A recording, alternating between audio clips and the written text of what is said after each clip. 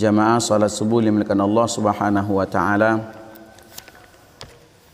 Alhamdulillah, syukur pada pagi hari ini Allah Subhanahu wa taala pertemukan kita kembali dalam kajian subuh kita.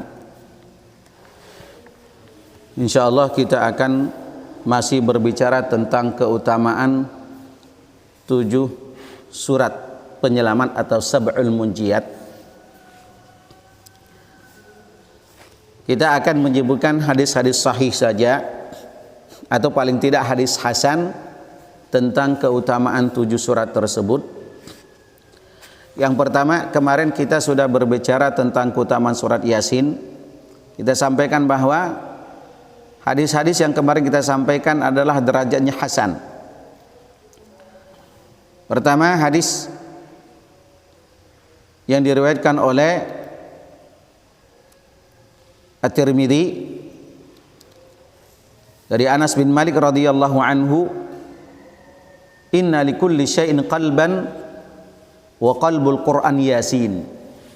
Sesungguhnya setiap segala sesuatunya itu ada hati, dan hatinya Quran itu adalah surat Yasin. Hadis yang berikutnya bahwasanya Rasulullah sallallahu alaihi wasallam menginginkan surat ini seperti dalam riwayat Ibnu Abbas, lawadittu annaha fi qalbi kulli insanin min ummati. Saya berkeinginan, kata Rasulullah, agar surat ini ada di dada setiap umatku. Artinya kita hafal surat Yasin ini. Subhanallah, kita semua rata-rata hafal surat Yasin. Yang ketiga, kemarin barang siapa membaca surat Yasin pada malam hari dengan mengharapkan ridha Allah Subhanahu wa taala, maka dia akan diampuni. Man qara'a Yasin fi lailatin ibtigha wajhillah ghufira lahu. Ini kalau menurut Ibnu Hibban, hadis ini dengan sanad ini adalah hadis sahih. Hadis yang keempat kemarin kita sebutkan bahwa tidaklah surat ini dibacakan kepada orang yang akan meninggal kecuali akan dipermudah oleh Allah Subhanahu wa taala. Bapak Ibu mulakan Allah Subhanahu wa taala, ini keutamaan surat Yasin yang didukung oleh hadis-hadis hasan, dan satu tadi diantaranya hadis sahih menurut riwayat Ibnu Hibban. Surat yang lainnya adalah surah Al-Muluk. Surah Al-Muluk ini termasuk surat yang tidak pernah ditinggalkan oleh Rasul sallallahu alaihi wasallam. Bahkan Rasul sallallahu alaihi wasallam menganjurkan agar setiap surat ini dihafal oleh umatnya. Seperti misalnya dalam hadis dikatakan oleh Rasul sallallahu alaihi wasallam bahwa surah Al-Muluk itu mani'atun min adzabil qabr. Jadi surat Al-Muluk itu dia adalah merupakan surat penyelamat seorang hamba dari siksaan kubur. Jadi simple, 30 ayat kalau kita baca setiap malam itu mendapatkan ampunan dari Allah Subhanahu wa taala, dan mudah-mudahan kita hafal terus kita rutinkan setiap malam, maka nanti ketika orang meninggal dunia ia akan aman dari siksa kubur. Subhanallah. Kadang-kadang kita tuh bukan tidak sempat untuk membacanya setiap malam, masih banyak gawi. Terkadang Quran lah kita pegang, tapi karena HP tadi berdering, WA dan segala selainnya, akhirnya tertinggallah surat ini. Padahal ia ada surat pendek termasuk. Karena apa? 30 ayat. Seperti kata Rasulullah sallallahu alaihi wasallam, di dalam Al-Qur'an itu ada 30, ada satu surat yang jumlah ayatnya 30. Barang siapa membacanya pada malam hari, dia akan mendapatkan ampunan dan dia akan mendapatkan syafaat. Subhanallah. Dalam hadisnya begini, inna surata fil Qur'an 30 ayatan syufiat li rajulin hatta ghufira lahu wa hiya tabarakalladzi biyadihil mulku. Sesungguhnya di dalam Al-Qur'an itu ada surat yang jumlah ayatnya 30. Syufiat li rajulin, akan memberikan syafaat kepada orang yang membacanya sampai kemudian dia diampuni oleh Allah. Surat itu adalah Tabarakalladzi biyadihil mulku wa huwa ala kulli syai'in qadir. Bahkan salah satu sahabat itu nikahnya dengan maharnya surat Al-Mulk. Dulu lagi ngetren tahun 2000-an. Tahun 2000-an sebelum 2015 itu masih ngetren maharnya dengan surah Ar-Rahman atau surat Al-Mulk. Ay galak galau budak-budak bujang ini maharnya surah Al-Mulk ya dak. Ngapal dulu kita.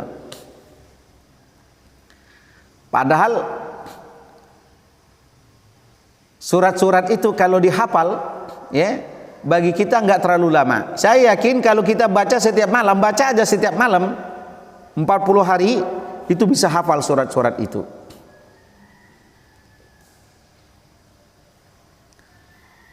Ada seorang sahabat ya, ditanya oleh Rasulullah sallallahu alaihi wasallam ketika dia akan menikah, kau punya Quran enggak? Punya. Surat apa? Sebutkannya. Surat ini, surat ini, surat ini. Surat apa yang engkau inginkan agar surat itu menjadi maharmu ketika engkau akan menikah? Sahabat itu bilang, aku hafal nian surat Al-Mulk. Bacakanlah kata Rasulullah.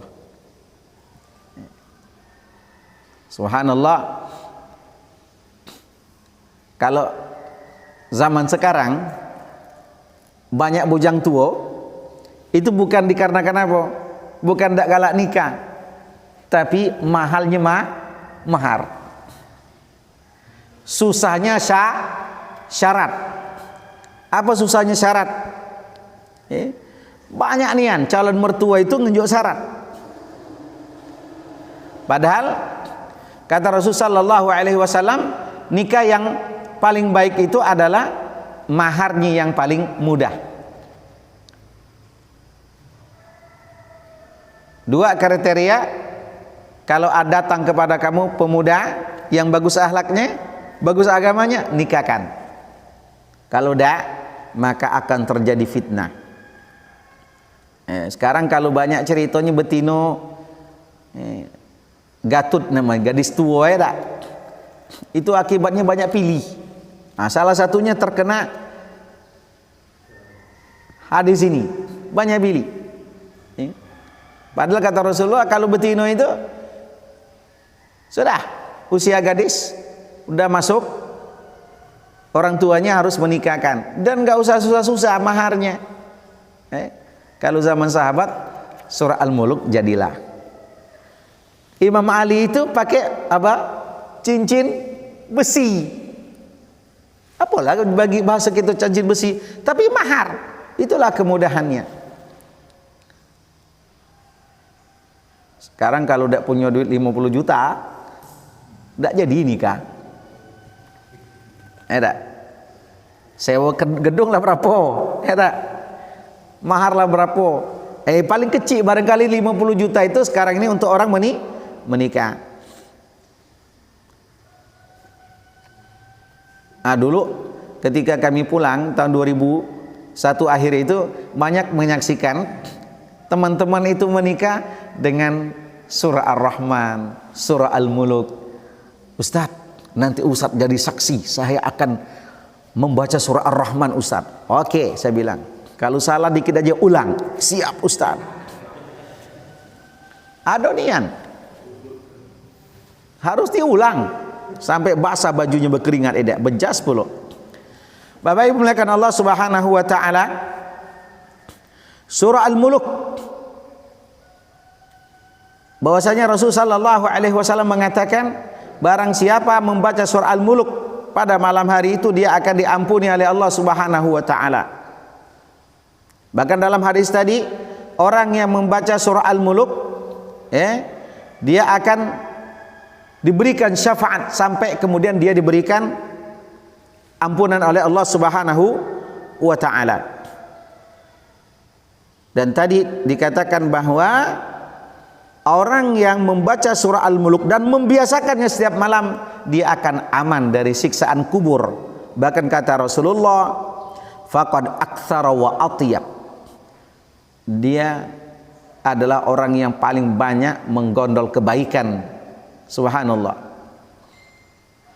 Tidak terasa Bapak Ibu, kita membaca surah Al-Muluk 30 ayat itu paling 5 menit.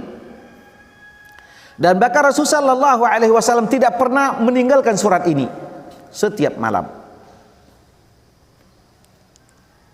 Dalam riwayat disebutkan keutamaan surah Al-Muluk ini bersama dengan surah As-Sajdah, bahwasanya Rasulullah sallallahu alaihi wasallam membaca setiap malam. Kana la yanamu, beliau tidak akan pernah tidur setiap malamnya kecuali beliau membaca surat Alif Lam Mim, tanzilul kitabi la raiba fihi min rabbil alamin, dan surah Al-Muluk. Masya Allah, Nabi tidak pernah tidur kecuali menyelesaikan surah Al-Muluk dan surat As-Sajdah dalam hadis ini. Nah, inilah keutamaan surah As-Sajdah, bahwasanya Rasulullah sallallahu alaihi wasallam tidak pernah tidur kecuali menyelesaikan surat As-Sajdah, kemudian Al-Muluk, Yasin, dan surat-surat yang nanti akan kita sebutkan. Kita lanjut tentang surah As-Sajdah. Kepalangan sudah disebutkan bahwasanya Rasulullah sallallahu alaihi wasallam membaca surat As-Sajdah di subuh hari Jumat. Tidak apa-apa, di masjid kita ini kita biasakan setiap subuh Jumat baca surah As-Sajdah. Dilatih dulu. Cuman kalau nak bacanya cak tadi lambat gitu selesainya. Aku kalau lagi ngimam subuh Jumat itu pakai surah As-Sajdah agak ngebut dikit, Pak. Kalau cak tadi berutuk lagi jemaah. Mudah-mudahan dengan membiasakan seperti ini, ada di dalam jiwa kita, di dada kita simpenan tabungan, yakni Al-Quranul Karim.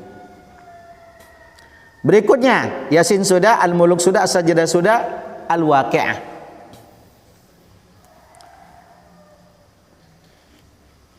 Setelah kami telusuri, kami belum mendapatkan hadis sahih yang berbicara tentang keutamaan surah Al-Waqi'ah. Ada satu hadis, tapi itu pun dinilai oleh kebanyakan ahli hadis dia adalah hadis dhaif, dan itu sangat terkenal bagi kita. Barang siapa membaca surah Al-Waqi'ah setiap malam, dia tidak akan pernah merasakan kemiskinan. Nah, ini hadis dinilai oleh sebagian besar para ulama hadis dhaif. Cuman hadis dhaif itu bisa dipakai fadilah amal untuk keutamaan beribadah.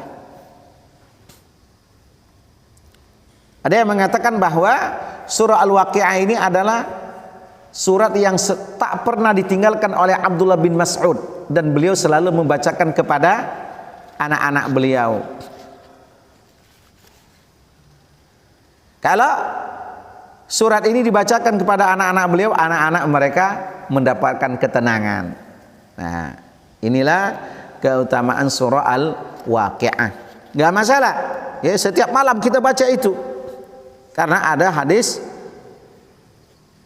yang mengatakan barang siapa man qara'a suratal waqi'ah fi kulli lailatin lam tusibhu faqata abada, orang yang membaca surah Al-Mulk setiap malam dia tidak akan pernah merasakan kemiskinan. Nah, tadi catatannya hadis ini dinilai oleh sebagian besar ahli hadis adalah hadis dhaif. Hadis dhaif bisa dilakukan untuk fadilah a'mal, tidak bisa dilakukan atau dipakai sebagai hujjah atau sebagai penentu hukum. Yang berikutnya adalah surah Ar-Rahman. Satu-satunya surat yang dimulai dengan kata-kata Allah Ar-Rahman.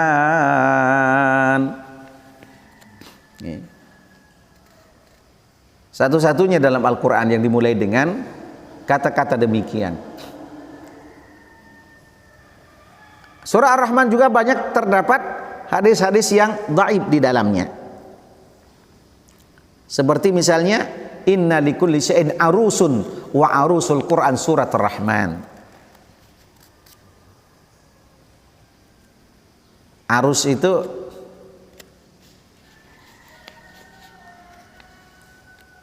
kebanggaan, mahkota termasuk di dalamnya, dan mahkotanya itu adalah surah Ar-Rahman. Ada satu hadis sahih yang berbicara tentang keutamaan surah Ar-Rahman, bahwasanya Rasul sallallahu alaihi wasallam pada satu malam membacakan surat Ar-Rahman kepada para sahabat. Maka semua jin diam ketika mendengarkan Rasulullah sallallahu alaihi wasallam membaca surah Ar-Rahman. Jadi keutamaannya surat ini, kalau kita membacanya surah Ar-Rahman, itu semua makhluk terutama jin tenang mendengarkan surat atau bacaan kita. Maka bacalah surah Ar-Rahman di malam hari. Jin sangat terpesona dengan ayat ya ma'syaral jinni wal insi in istata'tum an tanfudhu min aqtaris samawati wal ard fanfudhu la tanfuduna illa bisultan. Cuman kadang-kadang ayat ini salah digunakan, dijadikan orang senjata. Bacalah katanya ayat ini berapa kali?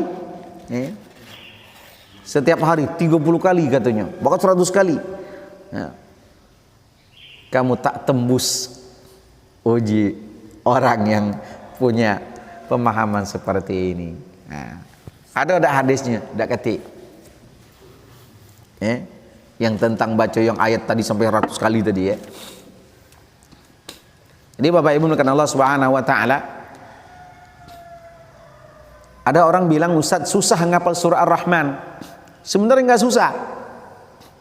Tinggal kita ingat posisi tempatnya, itu insya Allah tidak susah. Seminggu hafal bagi yang baru memulai menghafal surah Ar-Rahman. Bahkan kalau kita mau membiasakannya menghafal tanpa dihafal itu surat-surat itu, bagaimana caranya? Bacalah setiap malam. Coba 30 hari sebulan baca surat itu, seakan-akan kita sudah hafal.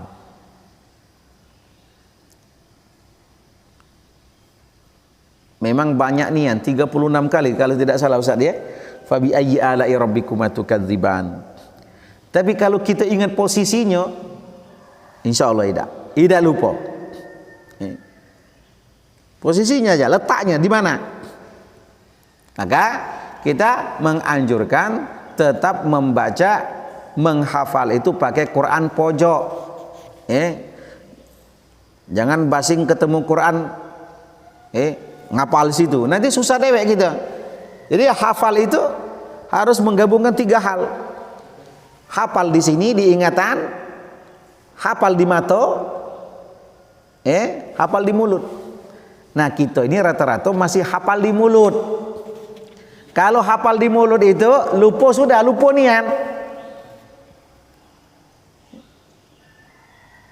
Kalau bahasa nenek-nenek kami dulu nalar ujinya. Karena sering dah di mulut baik, lupa, dah tahu. Nah, kalau kita sudah melakukan ini, Masya Allah itu termasuk hebat. Apalagi kalau hafalnya beserta dengan nomor ayatnya. Subhanallah. Nah, itu berat bagi saya. Bapak belakang Allah Subhanahu wa taala, sekarang keutamaan surah apa? Ad-Dukhan. Yasin sudah, Al-Mulk sudah, Waqi'ah sudah, Ar-Rahman sudah, Ad-Dukhan. Apa keutamaan surah Ad-Dukhan? Bahwasanya Rasul sallallahu alaihi wasallam man qara'a surat Ad-Dukhan fi lailatul jum'ah ghufira lahu. Ini hadis, ada dua hadis dalam masalah yang sahih. Barang siapa membaca surah Ad-Dukhan malam Jumat maka dia akan diampuni. Jadi kalau malam Jumat itu tidak hanya membaca surat Yasin, tidak apa-apa ditambah dengan surat Ad-Dukhan. Dalam hadis lain dikatakan, man qara'a surat Ad-Dukhan fi lailatin asbaha yastaghfiru lahu 70,000 malakin. Barang siapa membaca surah Ad-Dukhan di malam hari, maka pada pagi harinya dia akan didoakan 70.000 malaikat. Hadis yang sahih. Alangkah lemaknya kita. Ya tak? Cuman tadi masalahnya baru muka Quran lah ngantuk. Ya tak? Kadang kita ditiduri oleh Quran, campak Quran kita tadi. Maka di majelis tahsin kita nanti kita akan runut. Kemarin sudah surah Al-Mulk. Nanti semua 7 surat itu kita akan baca. Ya, kita akan biasakan membacanya. Yakin kalau sudah lancar itu diulang-ulang, maka Bapak Ibu berjalan dari sini, apalagi Pak Isman yang agak jauh itu, berapa menit Pak Haji kalau berjalan kaki? 7 menit. 7 menit 2 surat dapat. Al-Waqi'ah sama surah Al-Mulk berjalan. Balik lagi 2 surat lagi dapat. Ar-Rahman sama Sajdah. Sisanya di mana? Pas duduk kaget di rumah. Kenapa? Itu 7 surat kalau kita baca, ya. Selain Al-Kahfi enggak nyampe itu sebenarnya setengah jam. Nah, kalau kita membaca surah Al-Kahfi nanti tambah lagi 1/4 jam. Subhanallah. Rasul sallallahu alaihi wasallam ketika menyampaikan seperti ini agar apa? Agar setiap umatnya punya pegangan.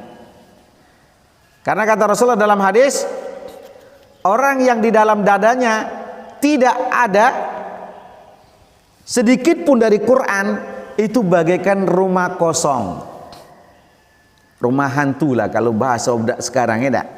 Kalau rumah kosong, rumah yang ditinggalkan, ya serem.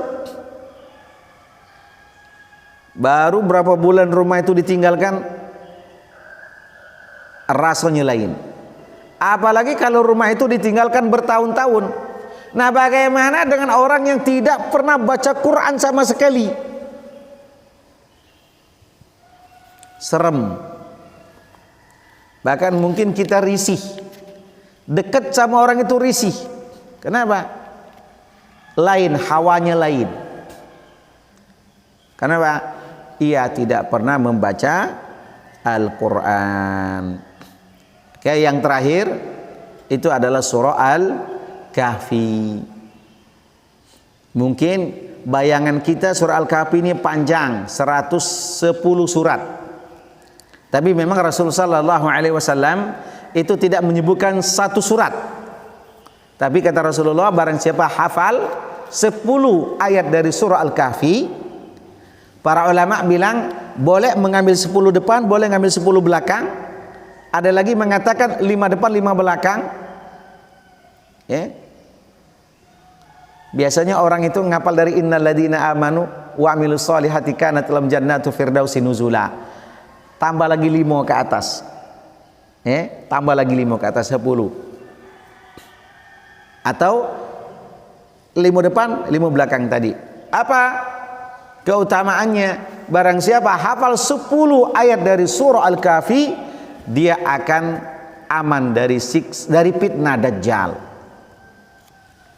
Nah, ini Dajjal sudah ada.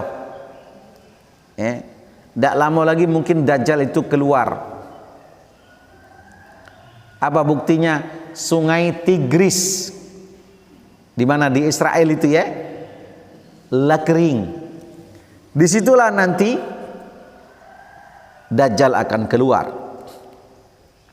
Bahkan itu berdasarkan pengamatan di Madinah, di luar kota Madinah itu sudah berdiri istana megah. Berdasarkan berita, istana itu sudah berdiri dengan sangat sempurna. Dan kalau dalam hadis itu, disitulah nantinya markas Dajjal. Bukan nakut-nakutin. Sifat Dajjal lah banyak sekarang ini, tapi Dajjal yang aslinya itu nanti di akhir zaman dia akan muncul, dia akan membuat kerusakan. Walaupun cuma berapa hari, 40 hari ya. Cuma jangan dipikir langkahnya mak mano. Kido ini kadang-kadang mak mano Ustaz, 40 hari dia bisa menjelajah dunia. Abu pakai pesawat. Wallahu alam. Sekali dia melangkah itu mungkin satu negara, berapa negara terlampaui. Nah, bacalah surat ini setiap malam. Kalau bisa galo-galonya dibaca. Kalau tidak sempat, bacalah 5 belakang, 5 depan, atau 10 belakang. Setiap malam kita baca, lama-lama hafal kita. Subhanallah Bapak Ibu, ini bukan artinya dengan hadis-hadis yang kita sampaikan tentang keutamaan ini menafikan surat yang lain. Tidak. Setiap surat di dalam Al-Quran itu memiliki keutamaan. Bahkan setiap ayat itu ada keutamaannya. Surah ayat kursi misalnya. Cuman kenapa surat ini lebih diutamakan? Karena Rasulullah sallallahu alaihi wasallam membiasakan untuk membaca surat-surat ini. Bahkan para ulama menyebutnya dengan sebutan surat Sab'ul Munjiyat, 7 surat penyelamat.